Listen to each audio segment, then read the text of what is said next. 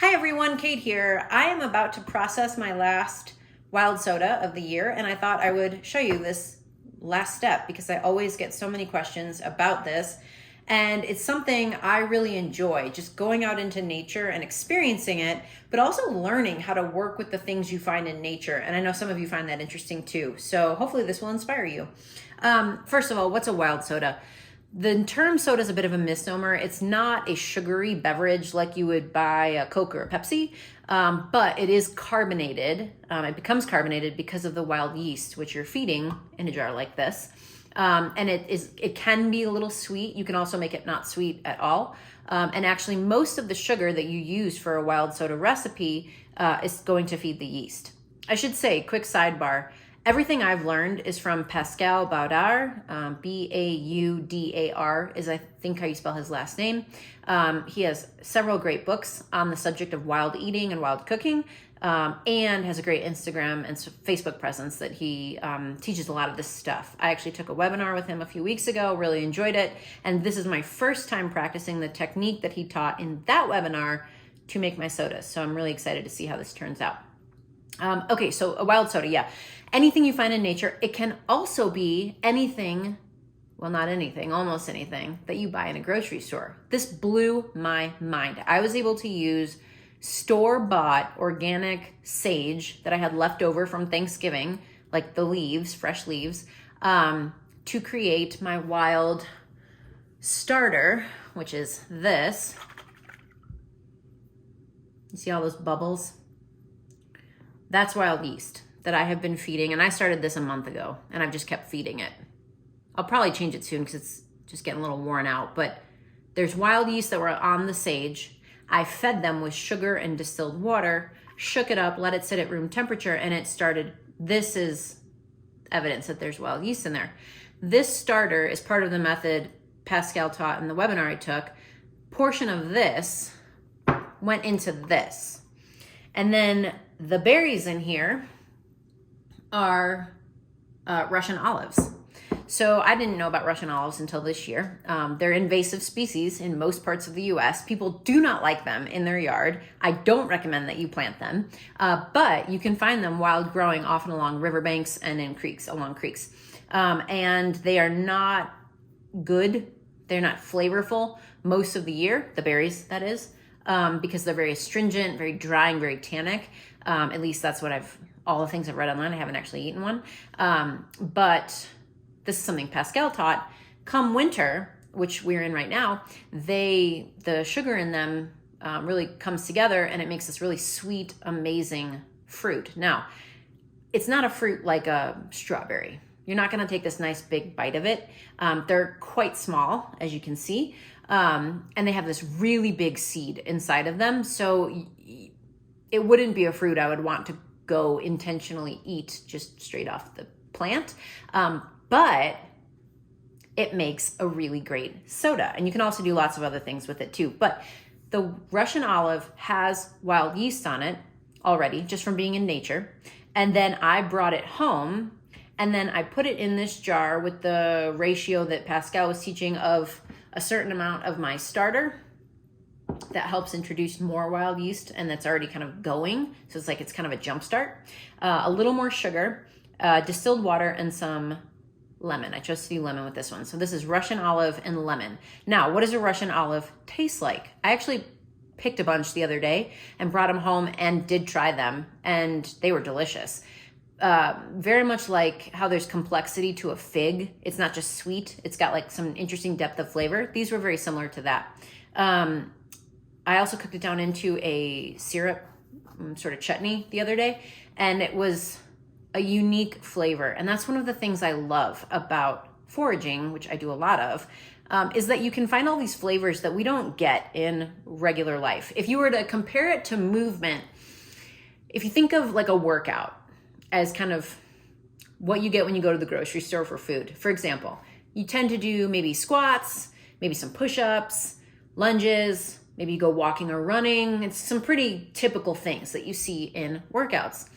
But that isn't even close to the array of ways that your body is made to move. So unless you're going to bring that in to your lifestyle, you're not going to really get to experience it. Regular supermarket foods are ones that we all know, and they're pretty consistent, right? Squash, meat, fish, eggs, things like that. And there's nothing wrong with those. But if you want more of what is out there for you to experience, foraging is a great way to do that. As usual, the disclaimer, you better make sure you know what you're taking before you eat it, because there are things that can kill you. I strongly recommend you take a class and get a few books and get some practice under your belt before you start foraging on your own. And don't just rely on those apps that tell you what plants it is. Sometimes those are wrong. You really want to get the knowledge from an expert, whether in a book or in a class. Okay, let's dive in now. So let's see what we got. Okay, let me show you my Russian olive and lemon soda. So it looks pretty, I don't know, not very appetizing, I would say. Just looks like a kind of a cloudy drink. So there you go, okay? And you can see there's, well, maybe you can't see, there's tons of tiny bubbles. It's very carbonated down here. And then it makes this row of bubbles across the top. That told me that over the span of 5 days or so, this was doing a good job. And then when I open it, it does that kind of sound and sensation on my hand as I open it, which tells me there's carbonation building in here, which is exactly what I wanted. So here's what you do. Oh, did you hear that? It just went. So I'm gonna take my lid off. I've got a sieve with some cheesecloth in it. This is just to catch all the parts that are in it.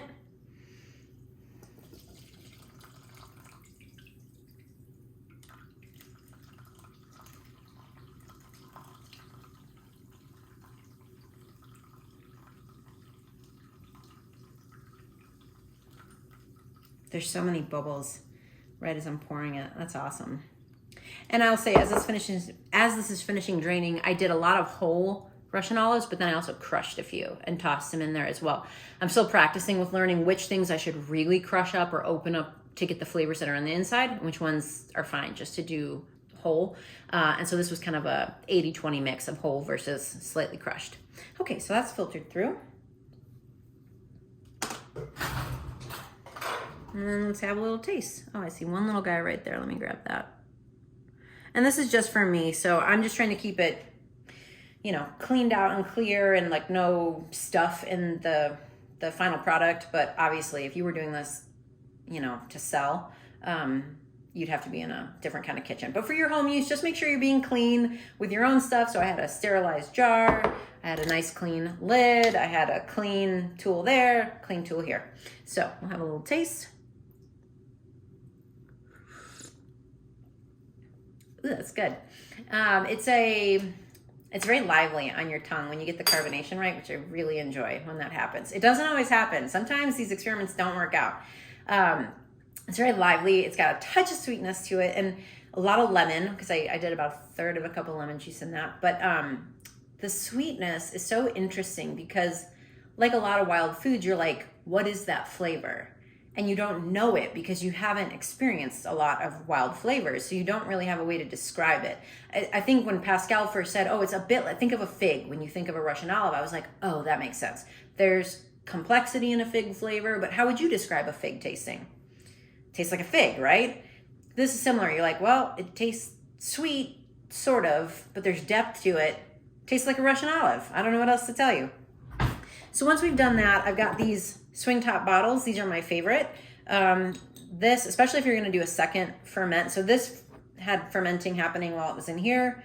Then you can do a second ferment in here just by putting it in here and leaving it on the counter for a day or so, and it will get even more bubbly. And then you can transfer it to the fridge.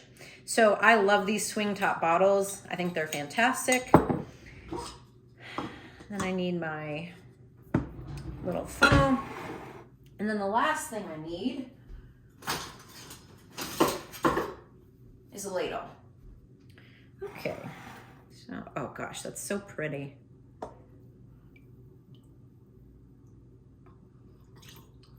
And these are great on their own. Like if you don't, you know, if you just want a little something to drink in the evening with your dinner or whatever. They also make really lovely mixers for any alcohol you might want to enjoy.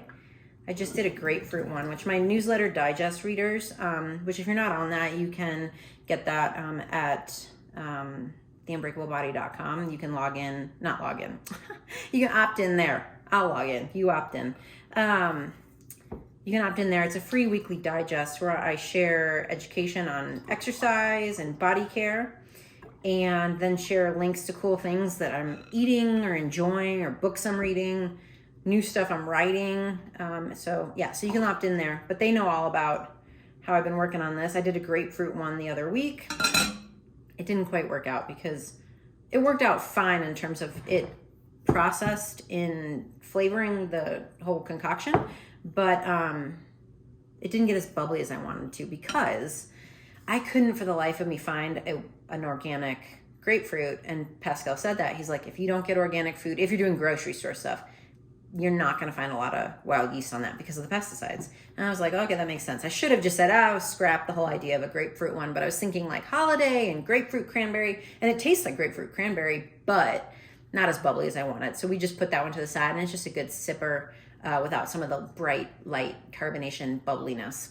So I have just a little bit left here for this second bottle. You don't have to fill your bottle the entire way. When I do big batches in the summer, I'll have often like 3 bottles that fill from each batch. And in the summertime, I'll do flavors like apricot, raspberry, blackberry, sage, yarrow flower. I mean, literally anything I find outside. I'm like, I'm going to turn this into a soda and see how it tastes. And it's neat because even on the times when it doesn't work out, you still get to taste the product, the end product. And that gives you an interesting insight into, oh, that's what that tastes like. And I think there's nothing better than exploring everything in this life, not just with your body, but also with your taste buds and your experience of the world. So that's it. So, let me see if I can close up enough to see that. Can you see those bubbles? I don't even know because I can't see what you're seeing right now. I'm trying. It's just me here. Anyways, so that's that. This one, I'll leave them both out today. I'm going to drink this one tonight just to sample this guy. And then I'll know what we got here in this one and maybe have this one tomorrow or for New Year's Eve, which is coming up. So I hope you enjoy that and found that interesting. And maybe you could try a wild soda sometime soon. The best time is in the spring and summer because obviously there's lots of stuff growing, but that doesn't mean you can't find stuff during the winter as well. For more information on anything I teach, visit me at theunbreakablebody.com or fitforreallife.com, which is where I keep more of a journal of sorts to teach you about this whole world I'm exploring with my Unbreakable Body. Unbreakable Body itself, the website, is more about how to fix your aches and pains, how to check out my new book, which is coming out in a few weeks, and all that kind of good stuff. So head on over there, and I'll look forward to seeing you again soon.